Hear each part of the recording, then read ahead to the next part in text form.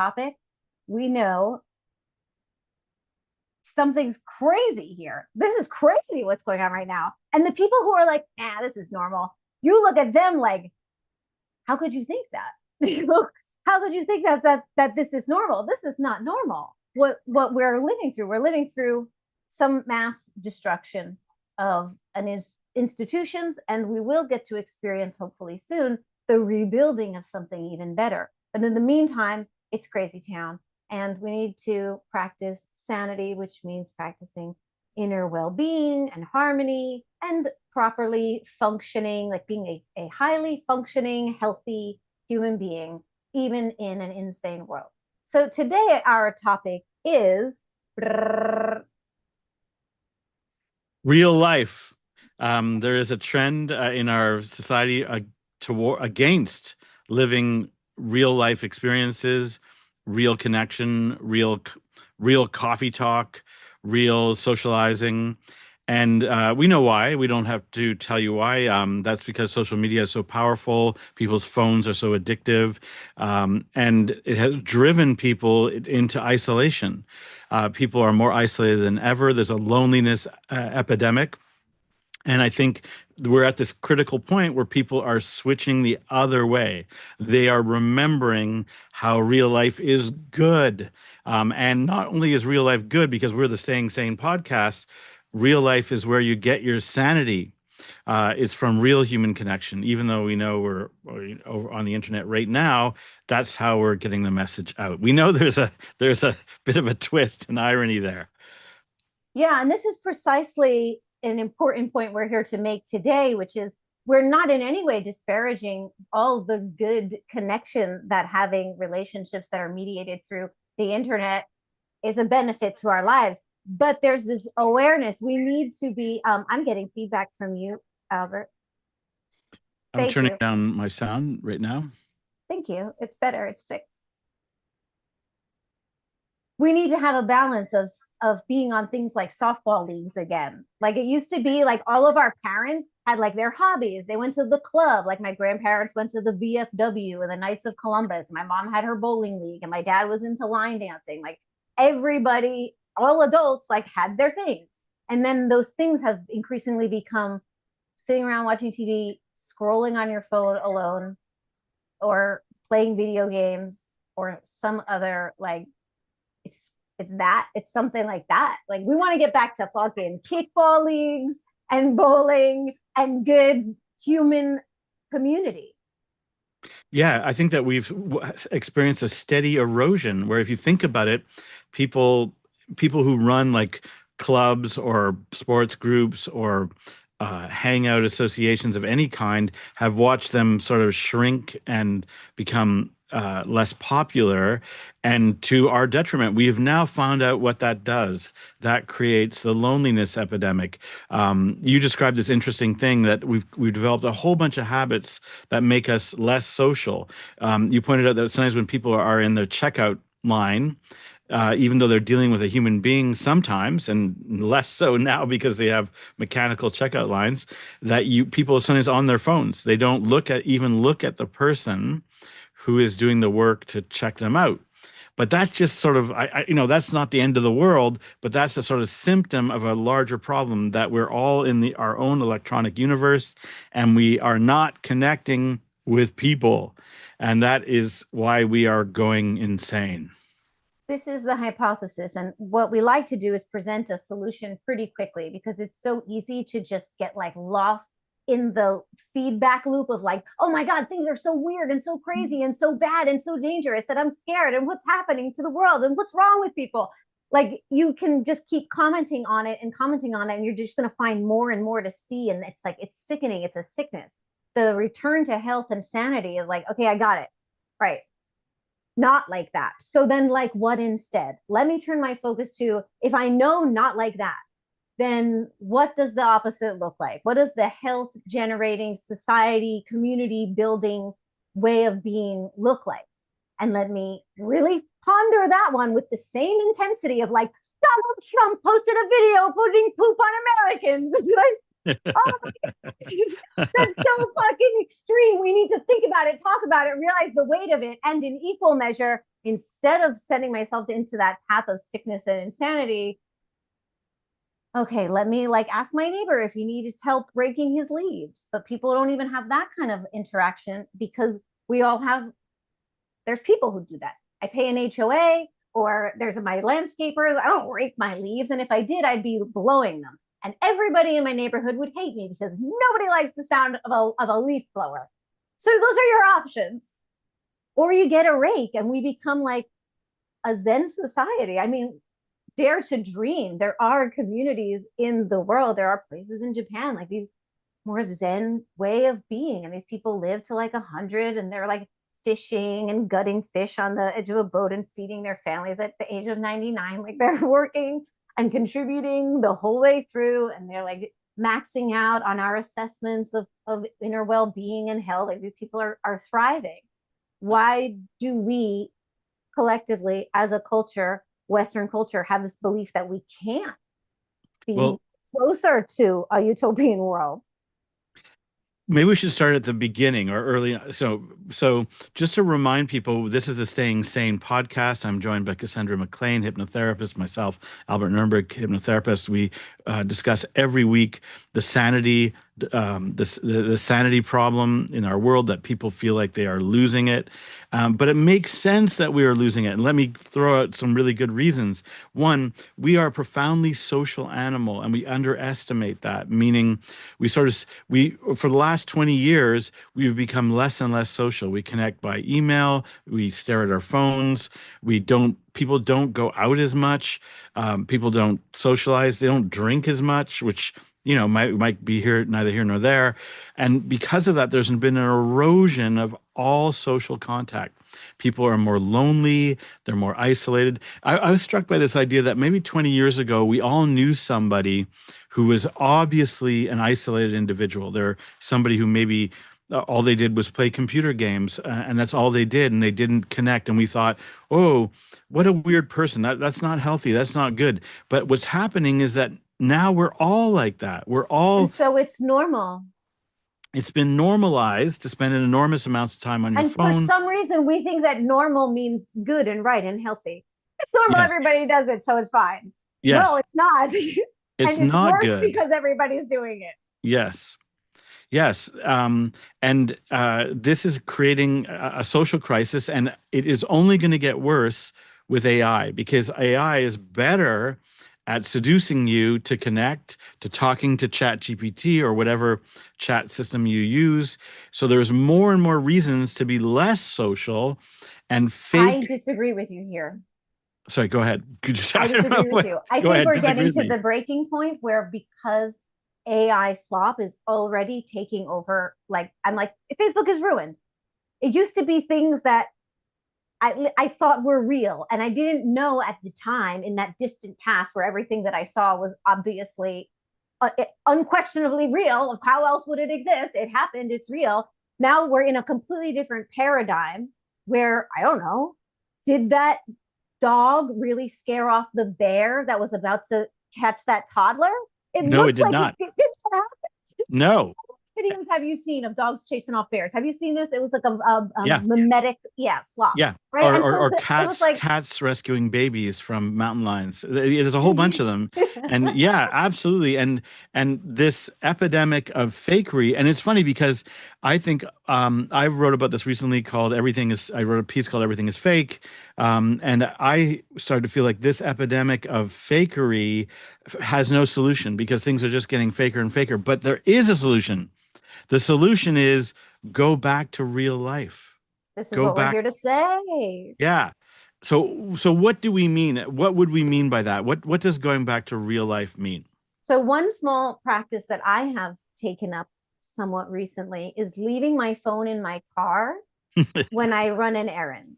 Yeah. So, if I have to go grocery shopping, I get that some people keep a list on their phone and they'd be like, well, I can't. And I'd say, well, you could hand write a list. I don't do that. Okay, then stay in the suffering paradigm. That's fine. You want to argue? Stay where you at. Or, hey, do I really need my phone on me to go grocery shopping? Why? I leave it in the glove compartment, and I'm completely different person in the grocery store, because it's like I'm just grocery shopping. I'm not grocery shopping and texting somebody and thinking about that thing and looking at some notification from, oh, my eBay delivery was like, I'm just grocery shopping. That's what leaving my phone in my glove compartment gives me. It gives me access to a Zen way of being. Like I want to overemphasize it because that's available. Like you can step into it as I do, and that's why it's kind of addictive in the way that we want to get addicted to broccoli. Like I want to get addicted to, I love drinking 8 glasses of water a day. I just can't get enough of this stuff. There are things we want to exploit this capacity of getting addicted to and put them into our service. Well, Right. So I feel so good when I'm like, hey, Amy, what are you doing? And she's, oh, I'll just stocking the shelves. Like I'm being friendly in the world. People are very responsive to that. And I'm addicted to it that I want to leave the phone in the glove compartment more and more and more. what's interesting about that is that what I've noticed about grocery stores lately, and this has probably happened in the last year, now that you have this sort of automatic computerized checkout, a lot of people, the only thing that a lot of people do where they go out or they leave their office or they leave their home is they go to the grocery store because but you can avoid that. I guess you can order in, Many but Americans are avoiding that. yeah, Instacart, it's like, for me, it's sickening. I mean, how much unnecessary waste do you need to generate, but really? I've been shocked because when you go to the grocery store, it used to be, yeah, you would, run into somebody or you would, or at least you would talk to the cashier. And now it's been engineered so that you can be absolutely no human connection. You don't even talk to the cashier, you don't talk to anyone, and you just proceed through to get your groceries. And what's scary about that is that if grocery stores were your only point of social contact, then you've got 0 points of social contact now. Zero. Yes. Wow, you're making a very profound point. Scary point. What? I was going to say scary point. It's scary. Scary. Yes, it's Yes. profoundly scary. Yeah. And so, Because what happens to the human mind and brain and body physiology? What happens in your kidneys and your liver when the input of your consciousness is, I am all alone in the world, over right and over and over and over, day after day after day? now, let me answer that question. You know what's weird, crazy about that is Not that good. it's not good. And there's research to show, just think about it. We are a tribal animal or even a bit of a herd animal. And we like to be with our tribe. And if the tribe abandons you, and if you unconsciously feel that you have no connection to a tribe, then you start to develop anxiety. There is a problem. You're going to get anxious because that's a very, very dangerous situation. Not only that, if you continue to be isolated, there's a pointlessness to your existence because you're not serving the tribe. You have Right. no point, which would be demoralizing and depressing. Now, what makes this weirder is that you have these illusions. So, for example, if you have a Facebook account, you have thousands of friends or hundreds of friends, apparently, but they're not really your friends, right? This is a well-known trope. Similarly, if you are out on, any other social media, you have these sort of illusory connections that are not real. And so you are fooling yourself or fooling your system into thinking I am part of a tribe when you're not. Now, I don't want to say that social media is all bad and these things are bad. It's actually a quantity issue. It's really, really a quantity issue.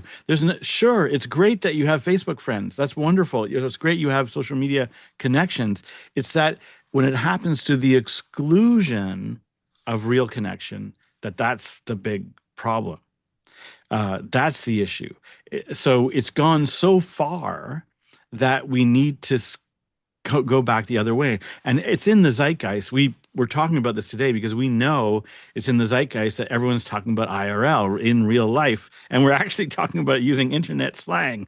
But that's what it is. Well, we're Uh, hybridized already. yeah. I want to note that we will be going deeper next week in our conversation here at Staying Sane, specifically about friendships and how we have some very clear, and let's actually move into that part of the conversation now, some very clear practical advice and easy and immediately integratable tips and skills for staying sane, right? That's what we're here to focus on: staying sane, staying sane. But next week we'll go deeper into friendships, and today we're just talking about the revival of IRL interaction, IRL in real life, the revival of like, man, people are feeling it more and more because AI is so hideous and confusing. It's like, I gotta close this. I can't even look at this anymore. Oh, there's people out there. Let's get back to gardening clubs. Let's get back to book clubs. Let's get in, we can mention, because the reason we mention science on this podcast is just to show that there is maybe some evidence or research behind what we're saying. But there's just a bunch of research that shows that we need social contact. Women, there's an interesting study that shows that women need hugs. I think men need hugs, but women in particular, their blood pressure drops when they get more hugs, which kind of makes sense. We need eye contact. We need physical contact. We need living engagement. Somebody looks at you, you look at them. Somebody smiles at you, you smile at them. We need conversational engagement. We need to feel that we are talking to real people and that we are meaningful and interesting to them. All these things are real skills. And what's But also they're weird, also real needs, like you need to needs, you're drink right. water, Thank you you for need correcting to get sun on your skin, you me. Yes. need to have calories and of a variety of nutrients. There are things that you need to be healthy. And on the list, with just as much level of like basic necessities, is physical touch and eye contact with living human beings. Like how have we lost sight of ourselves to such a degree of blindness that what I'm saying feels like Yeah. can you I can't let the light bulb turn on. Like, wait a Yeah. minute. I need, for my well-being, for my health, for my survival, I need to hug people. Yes, just like you need to drink water, you need physical touch with human beings. Yeah. And it's Not interesting that, so radical. you're right. It's sort of like we're in a space colony on the moon, and we've been living in isolation for years, and now we're suddenly recognizing that, oh, this is not, we're not happy this way, and that we need to go back to being social animals because we are social animals. And some people sort of complain that social media deliberately did this. I think social media is just trying to win. I don't think I don't think the people that run social media have been plotting to make us lonely and isolated. They just want you sticking to their platform. And the outcome of everyone trying to compete to get you to stick to their platform is that people are more isolated and more lonely. But there's actually a lack of people saying what we're saying now, which is human contact is beautiful. Human contact is wonderful. We love it. We get happy. We were talking about these things like funny things that we do, but maybe they can just be emphasized. Like, for example, when I walk down the street and I see strangers, I say hi to strangers. Sometimes Yeah, it's a bad idea, but all the mostly it's a good time. idea. And I'm I going to can say it. I actually look everyone in the eyes. If I'm passing someone at close contact, and I was even this way when I lived in New York City. And in New York City, you are passing 10 people every 10 seconds. And I'm someone who's like I'm looking, eye contact, eye contact, eye contact. And what I noticed, particularly in that time of my life, was that I realized that for me, I'm looking at everyone, but those people are looking at only me because no one else is looking at them. That was very trippy. Interesting. You I can was going to say start that, to get a sense of a person so quickly if you like really, really go into the eyes. I was going to ask you, maybe as a woman, I think, is it the sort of perception that, yeah, men, it's not so dangerous as a man if you go and make eye contact with lots of people. Would you say as a woman, if you were on the subway or something like that? No, no, no. It's the opposite. When you make eye contact with someone, it's saying, I see you and I am not afraid of you. I see what you're up to. Whenever I've been around a potentially dangerous man, I'm Interesting. think about Interesting. your mom That's when you're like a amazing. little kid who's like about to do something mischievous and your mom is like, and you're like, well, you gotta give, as a woman, especially as a petite woman.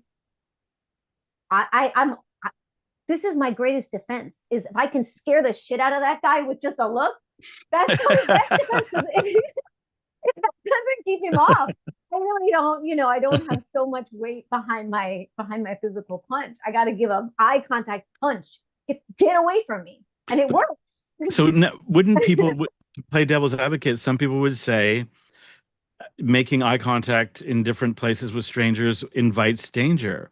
Is that true or not true? I think it's true or not true depending on your development of self-esteem.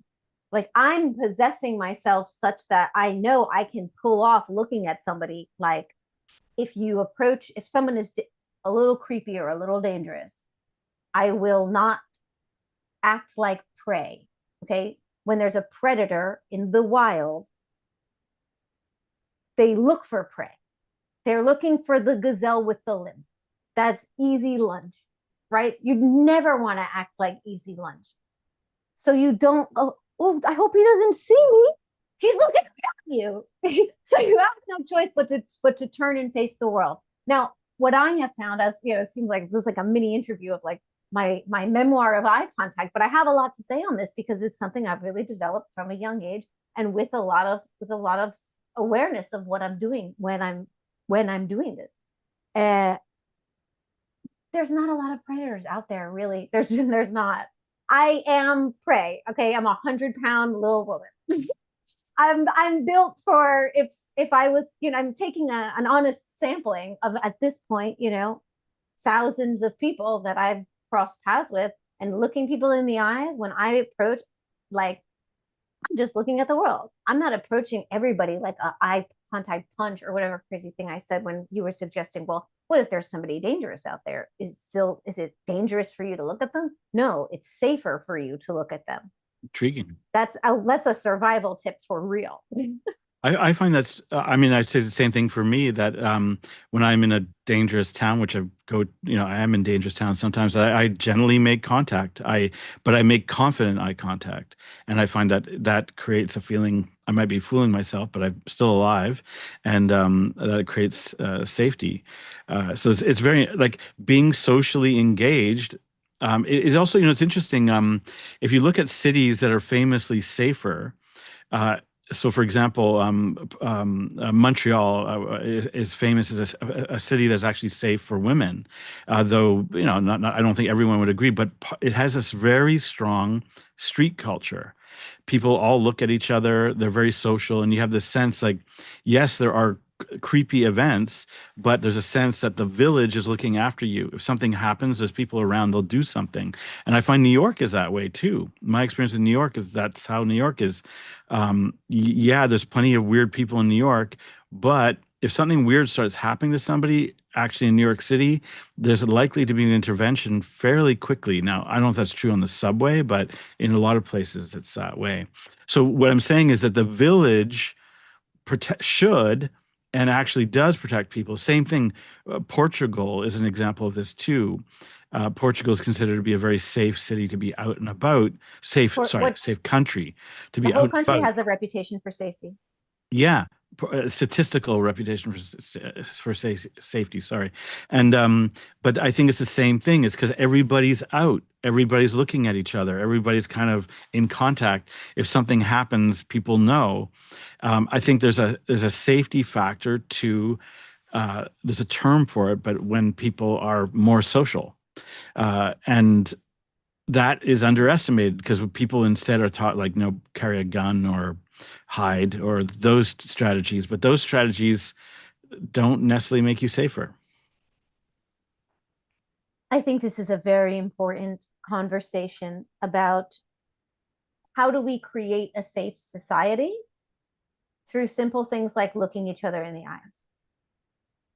To reduce this very complex and delightful conversation to just a sentence, like that's really what we need to keep looking for more answers of this question.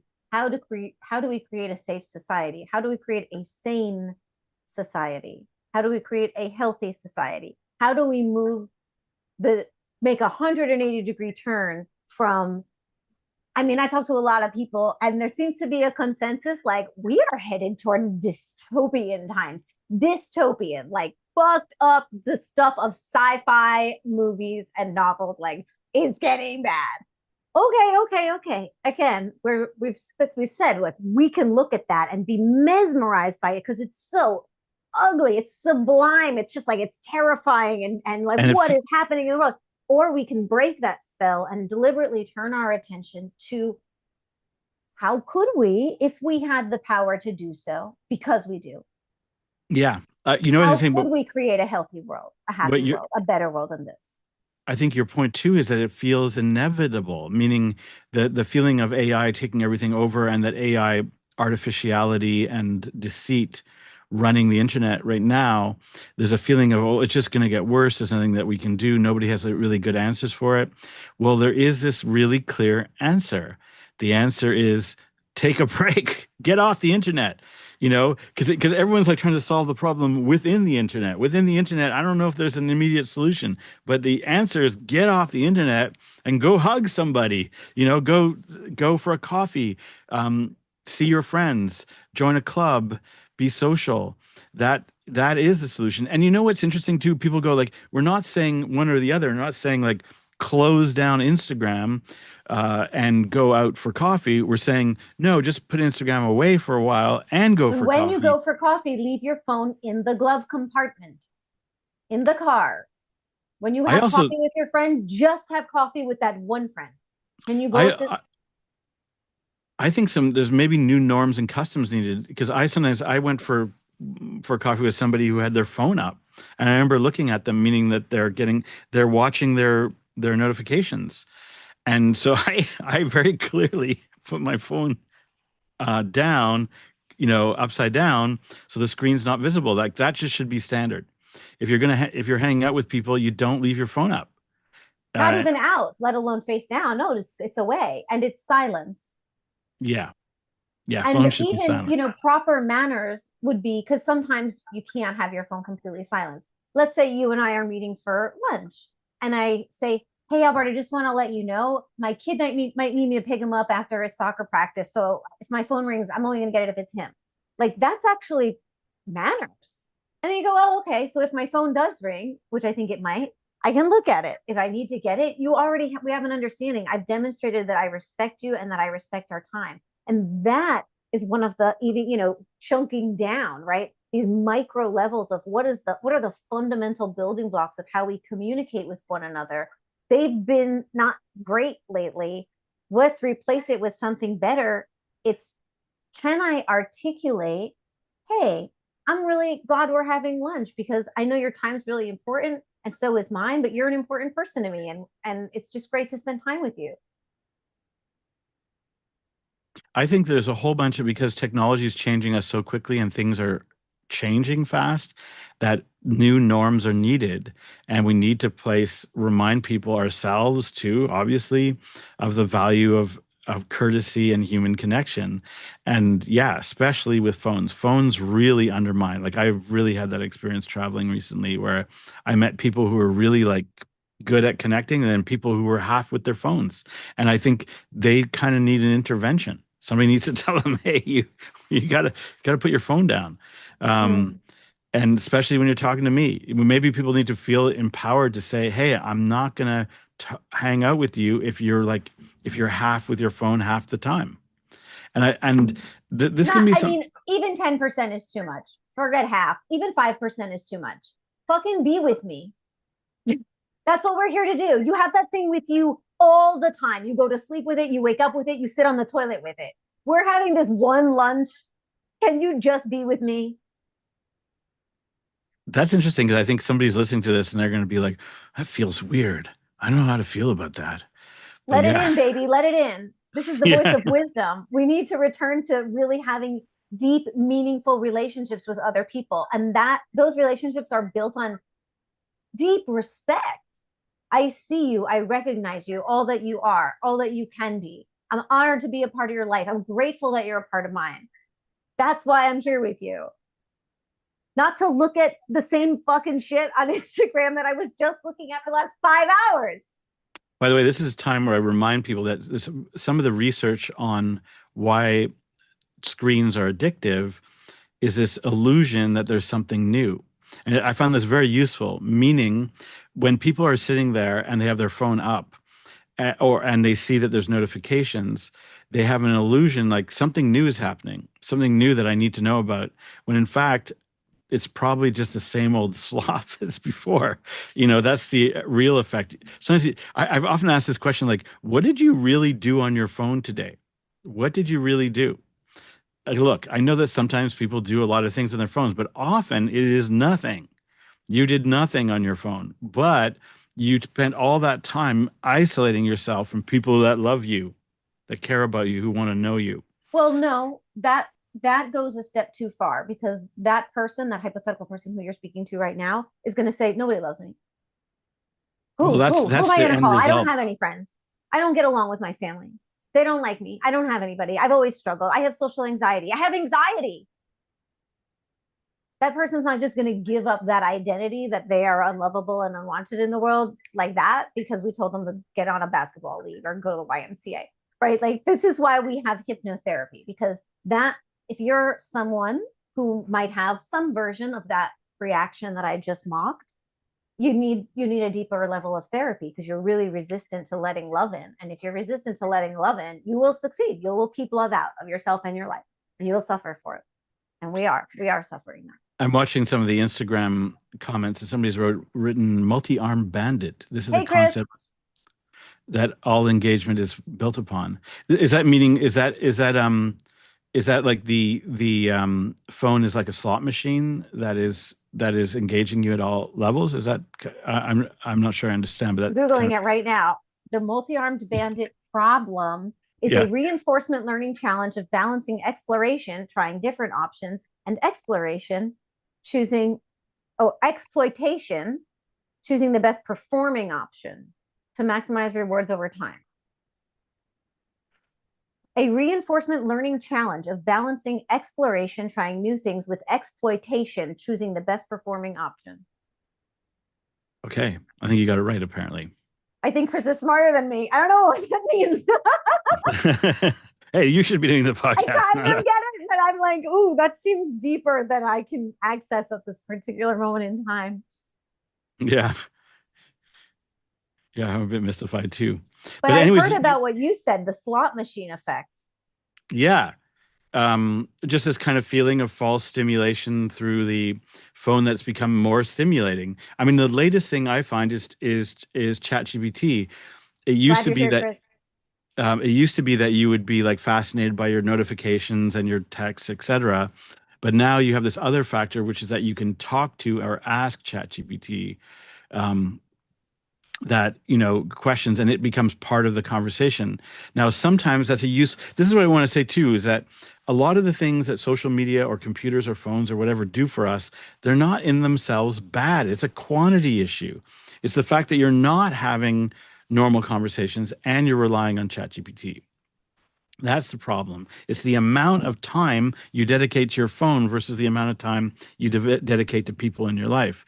Sure, but That's again, it's not as simple as just choosing, because we are deeply addicted. Like, our physiology has been hijacked to be addicted. It's a full-on addiction for many people. It's not like, oh, Albert, you're a good point that I've never heard of before. And now that I'm having this epiphany, I'll just spend less time on my phone. Easy. So I know where Hey, we're my going now. God, we'd be doing so much better. We often segue to the hypnotherapy angle. So how with Well, this, how does hypnotherapy help with this epidemic that we're talking about? right. So earlier it was, if you're resistant and blocking love out, and you have all these excuses and reasons why you can't make real connections with people because nobody likes you and you don't get along with people. I have social anxiety. I'm not saying you don't, but it's just like, it becomes an identity to the point where you're just hurting yourself more and more and more and more and more. That is a level where you're going to want to work with one of us one on one and really get to the root of that.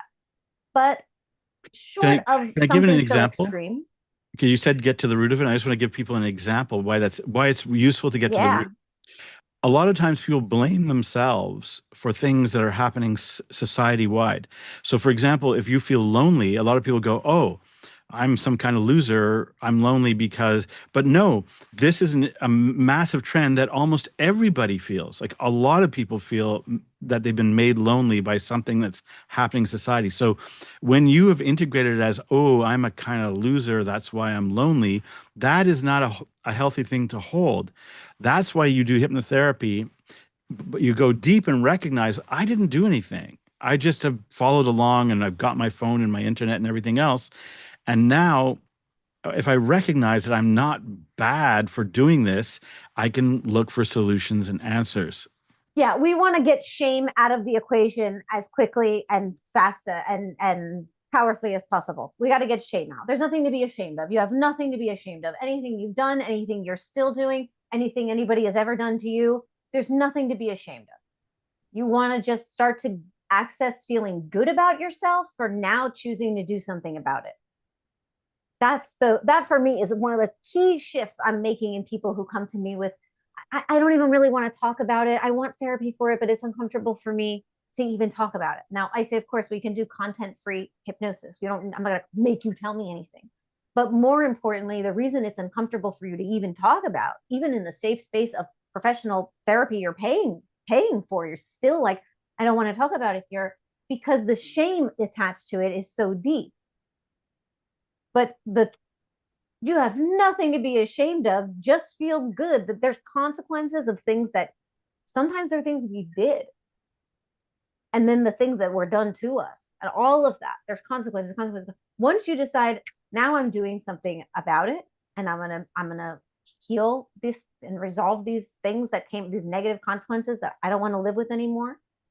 Once you make the decision, just focus your identity on, I'm the person who's cleaning up all this mess. And you just get to feel more empowered and better about yourself. We're raising self-esteem. And that momentum is just going to power you through the rest of the protocols. Like transformation really is possible.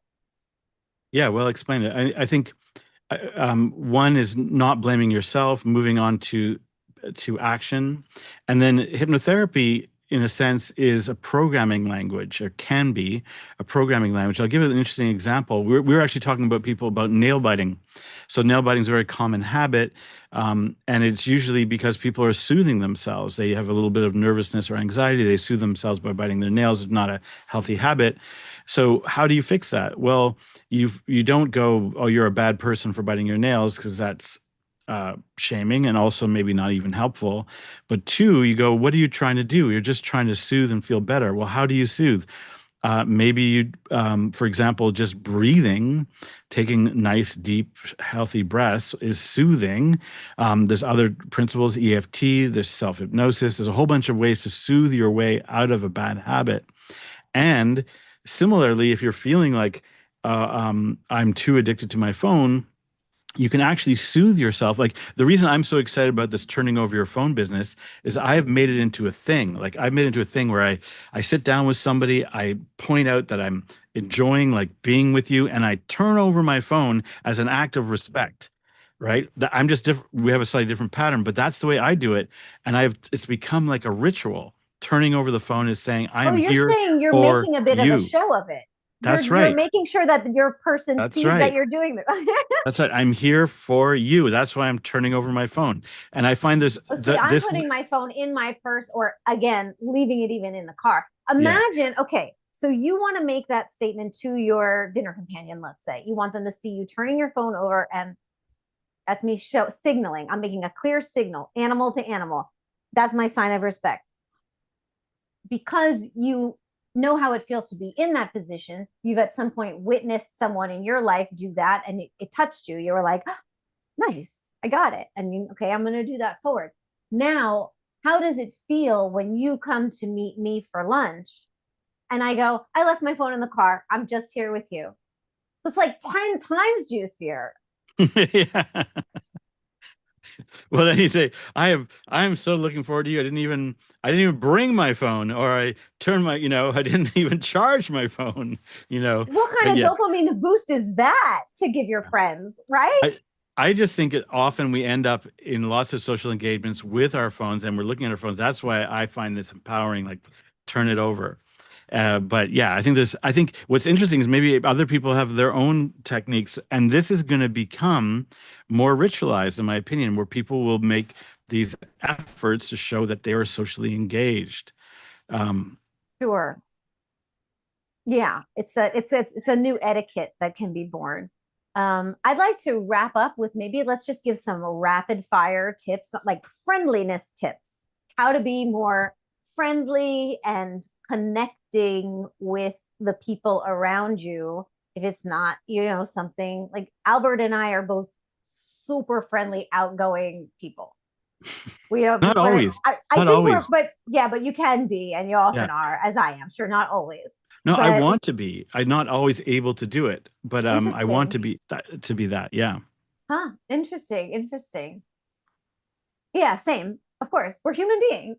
And yeah, we have shyness and there's reasons why you can't connect, but I notice I'm always happier when I connect and even when I make effort. And people have this, you don't want to be the dumb joke guy, but I do want to be the dumb joke guy, meaning something weird happens and I just make a dumb joke and may or may not have been funny and maybe nobody laughs, but the effort is actually connecting. Sure. You're going Um, to want to check out our previous episode of Staying Sane podcast, yeah, which was laughing about is laughter. Albert is an official laugh. laughologist. And so you definitely want to check that out on YouTube.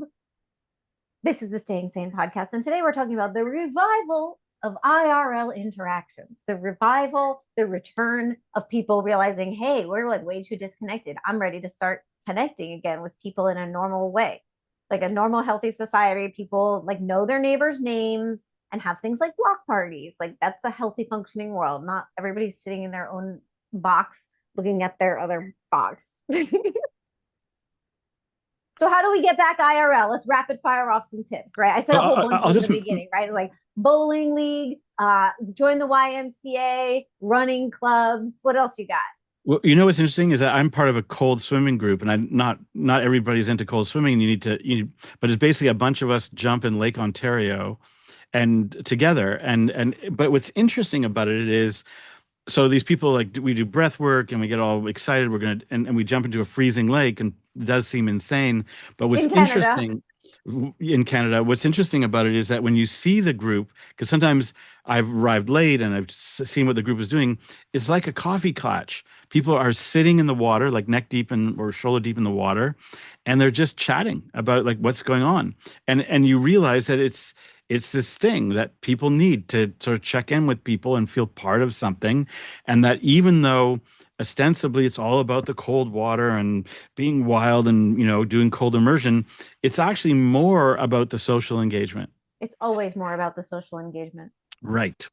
When Always. your mom used to say to you, you should go and play with the other kids, and you would go, no, mom, don't tell me what to do. Your mom was right. Your mom was actually right. And that's part of what, what we're saying is that we are really social. We feel better when we're social. Even if you say to yourself, some people say, You're well, I'm not a social kind of person. It's like a caribou saying to you, oh, I'm not really a herd animal. See? That's really good. That's really, really good. We're gonna make sure we clip that one out. I love that. Yeah, there's no like I don't have a belly button. Yeah, really? Um, You're not a yeah. social animal? You're not a what? Yes, you are. You are. I Accept should it, just embrace it. should point out because as soon as we wrap up with a bit of hypnotherapy tips, and the hypnotherapy here is that these things are sometimes what we call negative loops. Negative loops are repetitive patterns. Like, so for example, when I feel anxious or not, I don't know what to do with myself, I look at my phone. That can often be a negative loop. And as opposed to a positive loop, which is I feel anxious and I don't know what to do with myself, I call a friend or I see somebody or do something or go for a walk. There's just a different loop that you can create. And by re-looping yourself, you often make yourself happier. Loops are Mm. really, really powerful. And we're more and more Right. So looped. when this happens, I do X. When I feel bored, That's it it. used to be look at my phone, and now it's look at the sky and try to make pictures out of the cloud shapes. Looking Wow, that'll change your life. looking at I your did phone is that at Starbucks the other day. I was waiting. It was an outdoor one. So you go up to the little window. It's in Florida. You like walk up to the little window, order your coffee, and then you just wait. And so it's me and two other people, and we're waiting for our coffee orders. And I take out my phone. And as I do, I notice that each one of them is on their phone. And I'm like, no, I'm not going to be in this sick, insane society. I'm going to be able to stand here for 5 minutes without needing stimulus, stimulus, stimulus. So I like put that away. And I did. I looked up. And as I looked up, I thought, I haven't looked up in like, I don't know. I just looked up just to look up, but just to look at the sky. By the way, research I shows used to do it. that just looking up makes you more optimistic. Just the act of physically looking up makes you more optimistic. It's subtle, but it's actually real for almost everyone. Yeah, of Just like course. doing this power pose makes almost everybody start to just feel more confident and triumphant. It's Yeah, wired in. We've got to use these. These are hacks. This is biohacking. This is biohacking. It really is. yeah, Use your body absolutely. language to communicate to yourself the messages you want to receive at your deepest level of mind, intelligence, and understanding, which is that subcellular intelligence that goes, oh, for some reason, when the arms are like this, I feel like I can achieve things. So do it. That's the victory pose. That's interesting. Yeah. Yeah, victory Power pose. pose, baby. That's Yeah, right. yeah. All right. Well, I think we're just about out of time, Sure. but Look at the sky, talk to your cashiers, find people to hug, say hi. volunteer, get a hobby that involves teams or leagues or groups, book clubs, crochet, uh, so many options. But IRL is where it's at. Leave your cell phone in your glove compartment when you're running errands. Make it a point to tell the people that you actually hang out with, hey, I love hanging out with you. Thank you so much. I'm really, your friendship means something to me. Look them in the eyes as you say it. Strengthen existing bonds by being bold and courageous enough to pour more love into them. I should just point out some people on the chat are saying beautiful things. Aurora Soul Shine Love you too. Jewelry says, I love you. We love you too. Say I love you more often. Saying I Yeah. love you actually Spread the love doesn't, around for real. It's the there's a, medicine that our society needs. yeah, there's a social taboo against the actually the three words I love you, but I think you should use those words as much as you can within reason. I love you. I love all the people. Yes, I love you. I love you. Adorable. Oh my God. Okay. I Love you. Love you. Love you. With love that, let's you. say goodbye and be sure to subscribe to us on YouTube You at too. Hypnotherapy Now, generating hypnosis and hypnotherapy content from different creators, including ourselves. That's Hypnotherapy Now. And next week, we'll be diving deeper into friendships. So this week, we talked more at a grander scale, just talking to people, being more social in general. Now going down to a level of resolution. Okay, now friendships.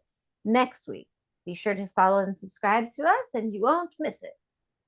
This has been the Staying Sane podcast. And don't forget to stay sane. Thank you for joining us. Thank you for joining us.